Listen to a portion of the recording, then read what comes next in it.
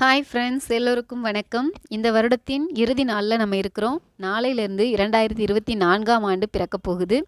So இந்த இறுதி நாளில் நம்ம செய்ய வேண்டிய சில விஷயங்கள் இருக்குது. அது என்னென்னு பார்ப்போம் ஃப்ரெண்ட்ஸ்.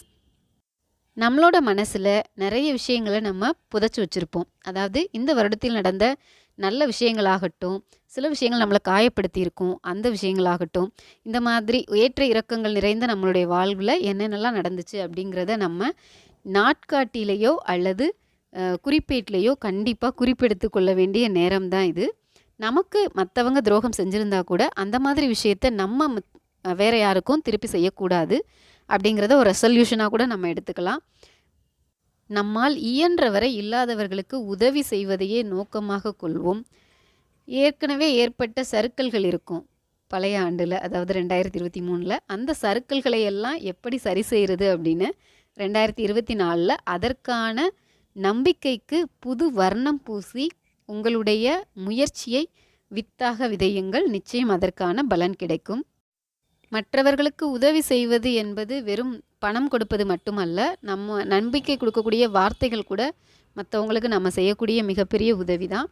ஒரு சின்ன புன்னகை, இதெல்லாம் நம்மளால் நிச்சயம் செய்ய முடியும். ஸோ யாருடைய மனமும் நோகாமல் நடந்துக்கிற வேண்டியது மனிதராய் பிறந்த ஒவ்வொருவரின் கடமையாக கூட நம்ம நினைக்கலாம். மனித நேயம் அப்படிங்கிறதும் அதுதான். நம்மளுடைய வாழ்வை நம்ம குடும்பத்தோடும் நம்மை சுற்றி இருக்கக்கூடிய உறவுகளோடும் நட்புகளோடும் நாம் சந்தோஷமாக நகர்த்துவதற்கு கடவுள் கொடுத்திருக்கும் இந்த புதிய ஆண்டிற்கு நிச்சயமாக நாம் நன்றி கூற வேண்டும். ஃப்ரெண்ட்ஸ், புது வருடம் அப்படின்னாலே ரெசல்யூஷன் அப்படிங்கிறது ரொம்ப முக்கியம். நம்ம எல்லாருமே ஏதாவது ஒரு ரெசல்யூஷன் எடுப்போம். அதை நம்மளால் ஃபாலோ பண்ண முடியுதா என்னன்னு தெரில. ஆனால் நிச்சயம் எல்லாருக்கும் ரெசல்யூஷன் எடுக்கிற பழக்கம் இருக்கும். ஸோ நான் இந்த வருஷத்தில் என்ன ரெசல்யூஷன் எடுத்திருக்கேன் அப்படின்னா, நம்மளுடைய சேனலில் தொடர்ந்து ஒரு நாளைக்கு ஒரு வீடியோவாவது போஸ்ட் பண்ணிடணும் அப்படிங்கிறது தான் என்னுடைய நியூ இயர் ரெசல்யூஷன்.